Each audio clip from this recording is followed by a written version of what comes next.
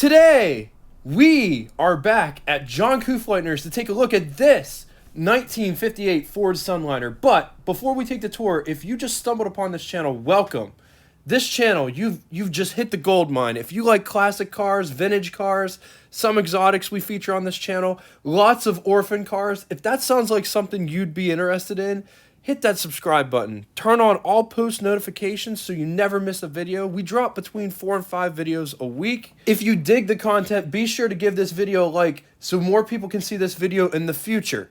What cars would you like to see featured on this channel this year? In the comments section below. Okay, let's talk 1958 Ford Sunliner. I was able to find some amazing ads and it would be a sin not to share them. This is 1958 Ford lineup. This is what all the brands that Ford offered. Edsel's on here, Lincoln, Mercury, and Ford, and their offerings. It's really cool. Take a look at it. Pause the video if you want to. Here's what Ford offered in 1958. The wagons, the Fairlanes, Thunderbird, and both the convertibles are down towards the lower corners of the advertisement piece. In 1958, Fairlane was the name. Ford offered 3 models for their car line. The Custom was at the bottom, which replaced the mainline series. Custom 300 replaced the Custom line series, and Fairlane 500 at the top. Notice, it does not matter whatever car you get. You could get the Custom or the Fairlane, and they're essentially the same cars. They're just trimmed and packaged differently. Ford offered the Thunderbird as a personal luxury option, but in 1958, it actually grew and had a back seat, so it could be more of a family car and appease to more buyers, as Robert McNamara envisioned. We could sell more if more people can fit in the car. 5 different wagon options were offered. 2-door ranch models. They offered 2 different versions of the ranch wagon. There was also 2 different versions of the 4-door wagon models, 6-passenger, 9-passenger. Sitting at the top of the wagon lineup was the Country Squire, which was easily distinguishable because it had wood simulated sides. Getting back to the Fairlane 500, offered in 4 trims: Club Sedan, Town Sedan, Club Victoria, Town Victoria. Oftentimes, you'll hear somebody that has one of these say that they have a Club Vicky or a Town Vicky. That's just short for Victoria. Ford offered 2 convertible options in 1958. The Fairlane 500 Skyliner, which was at the top of the heap. It was the most expensive convertible Ford offered. It featured a hardtop roof that was retractable. It was the only one in the world that you could buy for the public market. They also offered the Sunliner, which was their regular convertible, had a soft top. Ford used the Sunliner name from 1952 to 1964. One more note I want to add. This was the very first year Ford went to quad headlights across the board. Let's talk specs. 207 inches long, rides a wheelbase of 118 inches, 78 inches wide, weighs 3,638 pounds. Price, $2,750 in 1958, which would be equivalent to you spending $27,510.37 now. Production numbers. Total 1958 Ford production numbers were 987,945 units. Total Fairlane production was 306,429 units. And out of those, 35,029 of them were Sunliner convertibles. Ford's biggest option in 1958 was their air suspension system called Ford Air. It was optional on all trims except the Custom. It cost $156. Vehicles that featured this had a badge at the rear displaying it.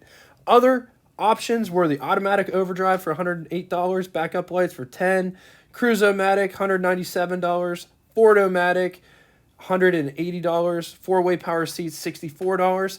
Now this one's interesting. Power windows. You could get the front and rear power windows for $101, or you could get the power windows in the front only for $50. Heater and defrosters $85. There was a 300 horsepower Interceptor V8 that was $159. Ford offered 3 transmission options one could get for the Fairlane 500. 3-speed manual came standard. It was a column shift unit, or 2-speed Ford-O-Matic was on offer, as well as a 3-speed Cruise-O-Matic. Engines. Let's talk 1958 Ford engines. Ford offered a plethora of different engine options for the Fairlane 500.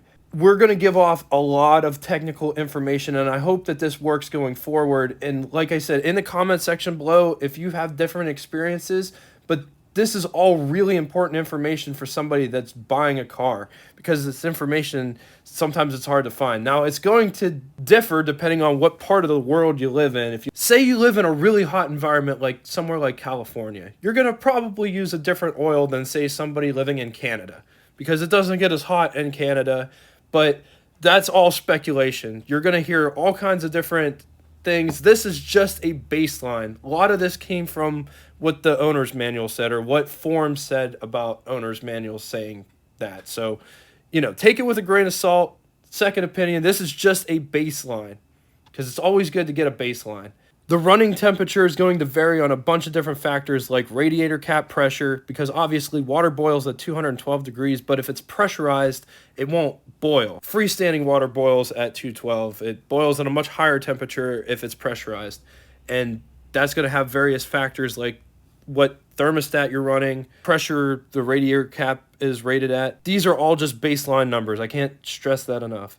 All of Ford's engines in 1958 came standard with overhead valves, base engine, 223 cubic inch displacement, inline 6-cylinder, also known as Mile Maker 6, 3.7 liters for you metric people, 145 horsepower it made at 4,200 RPM. The compression ratio was 6.6 to 1. It delivered 93 foot-pounds of torque at 1,000 RPM. 4 main bearings. It's wrapped in a cast iron block. It has a serial number code A. It's an A code on the VIN tag. Takes 5 quarts of SE30 or 10W30. Normal oil pressure is around 50 psi. Average running temperature to get the most out of this engine without hurting it, according to the Ford forums, is between 190 degrees and 200 degrees.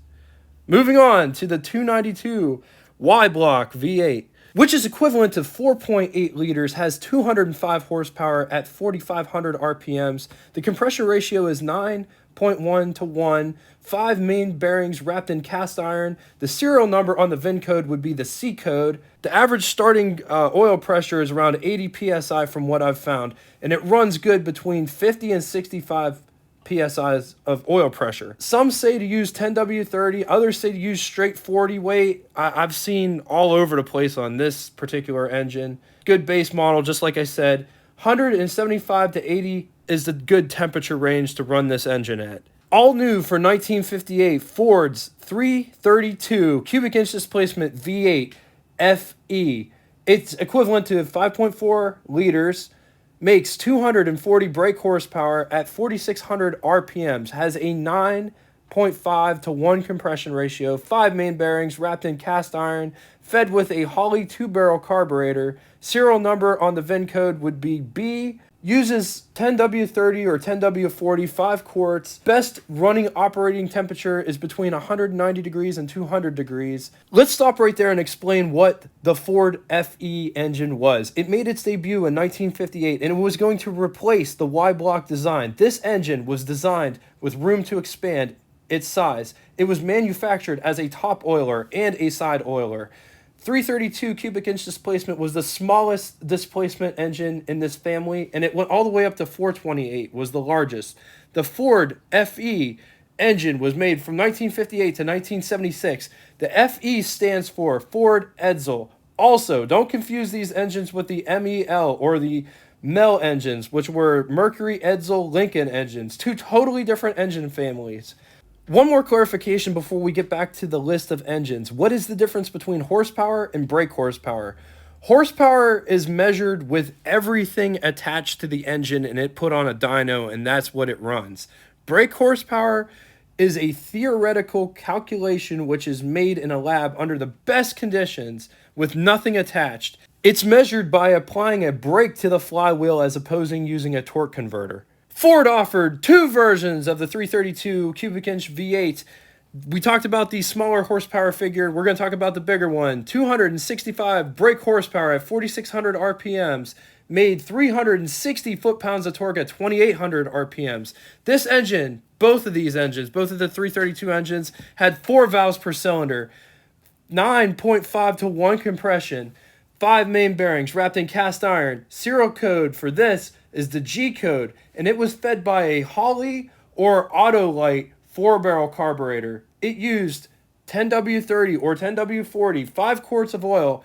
Best engine operating temperature is between 190 degrees and 200 degrees.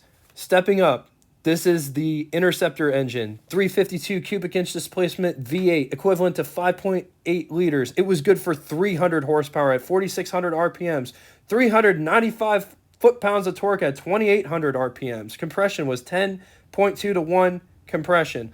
Holley 4-barrel carburetor fed the engine. The VIN code would be H code. It was wrapped in a cast iron block. 4 valves per cylinder, making it a 32-valve engine total. Takes 5 quarts of 10W30 or 10W40 oil. 190 degrees to 200 degrees is the optimal running temperature for this engine. In the comments section below, what did you guys think of all the technical information? Should I keep doing this in the future? I definitely think it would help out people like me that are young and don't really know a whole lot. Once again, these numbers are just a baseline number. I can't stress that enough. It's just a starting point. There's a lot of other different factors that go into what oil type you should choose for your engine and situation. Let's talk about this door panel. Just look at how nice it is. It's two-toned with some nice aluminum chrome trim going through. Nice padded armrest here. Door handle to get out. Vent window. Let's check how that operates.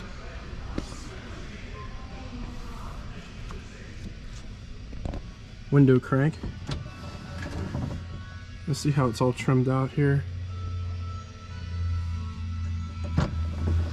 Moving on to all the button switches and knobs. I apologize, this shot's not the best shot, but all the way left, ignition switch, in the center, lights, air control. Moving up to the actual instrument cluster itself, all the way there at the top, notice it's in an arch formation. You have the fuel all the way to the left, speedometer directly in front of you, odometer right below that. On the sides flanking the odometer are the turn signal indicators, and they only light up as little green circles. All the way to the right is the temperature gauge. More air controls. I'm not sure what the one in the center does. It's not labeled. Lighter off to the end, that's where it would be. They put some sort of aftermarket doodad on there. Not sure what that does. Moving just to the right of the temperature gauge are the climate control settings, as well as the fan settings. Notice off is in the middle of high and low. Moving right, radio. Directly under the radio is an ashtray that flips out as opposed to slides out. Moving right, beautiful clock. All the way right is a beautiful glove box. Check out how much storage space is inside this. And I get it, it's dark, but it goes back quite a ways. All right, this is what I look like sitting inside this. Here's the steering wheel situation. It's pretty close to inside your crotch. It's not a hole. I mean, you can't really put the seat down anymore. So if you're bigger than me, you might have an issue with this steering wheel. The steering wheel's huge. All right, rolling up the back windows just to show you how that operates. I love the design of how the design and function of how these rear windows go up. They could just go straight up, but they rotate, so it's cool. All right, getting to the trunk section. This has a keyhole cover. Just simply slide that out of the way, put the key inside. Just check out the size of this trunk. Full-size spare here. Look at this. That's really cool.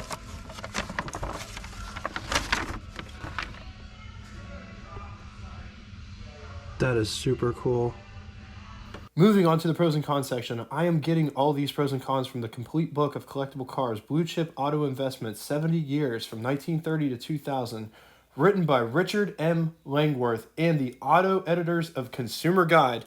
On the pros side, tasteful 57 Flash V8 performance, brisk to bombshell performance, smooth ride, roomy, less costly now than comparable Chevys.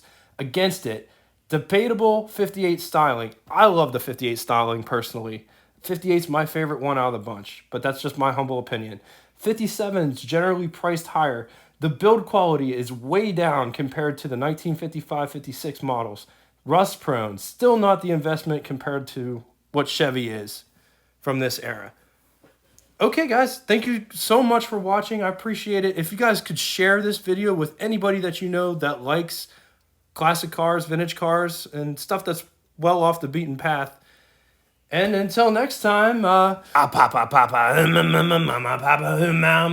toodaloo! Toodaloo! Wanted to do something different.